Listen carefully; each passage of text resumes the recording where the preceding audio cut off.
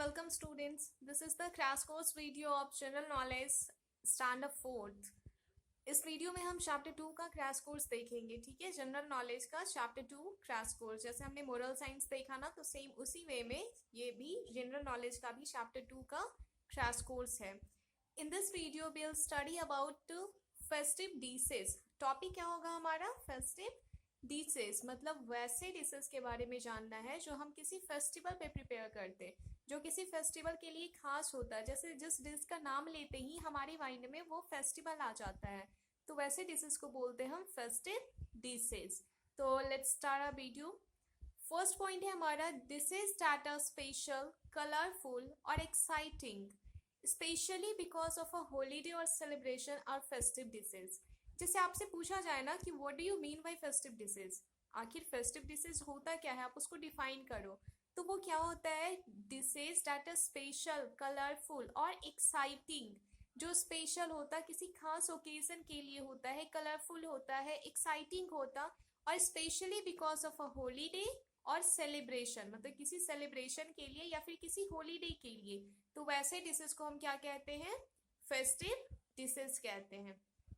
Second point है हमारा regional food of Bihar. Means इसमें आपको बिहार का रीजनल, ये वैसे बुक में दिया था ना आपको कि write the name of any 4 regional dishes of your region, of your state. तो हमारा स्टेट क्या है, सबको पता है ना, बिहार है. तो बिहार का कोई 4 रीजनल डिशेज का नाम आपको देना है. तो फर्स्ट हो गया बिहारी कबाब, सेकेंड हो गया लिट्टी चोखा जो कि बहुत फेमस है, थर्ड हो गया Bihari boti, and the fourth one is Bihari chicken मसाला.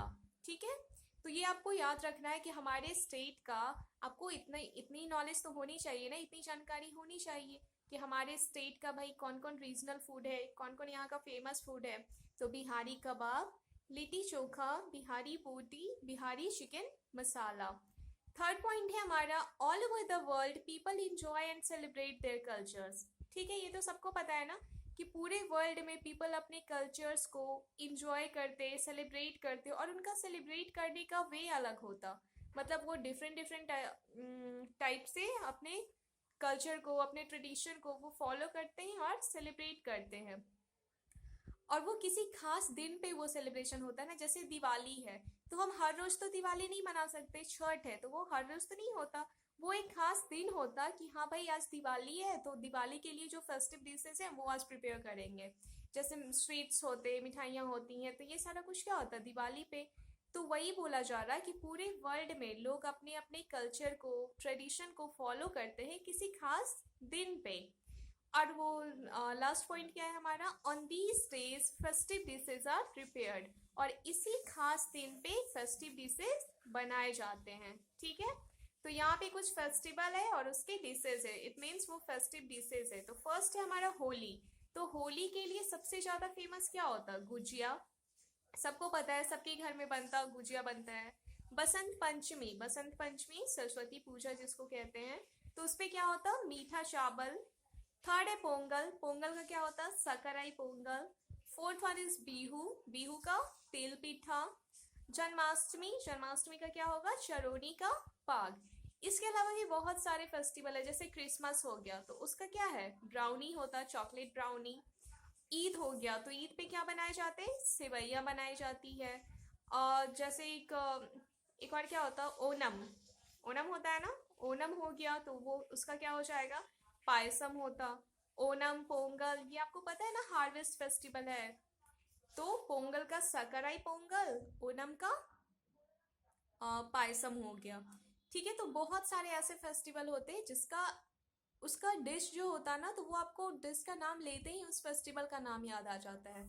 जैसे सेवई का मैंने अभी एग्जांपल दिया, तो सेवई आपके माइंड में जैसे ईद आता तो सेवई भी आ जाता. दोनों एक दूसरे से ऐसा लगता ना जैसे को रिलेट है, दोनों एक दूसरे से ही बिलोंग करता. सेवई तो ईद, ईद है तो भाई तो सेवई बनना ही है.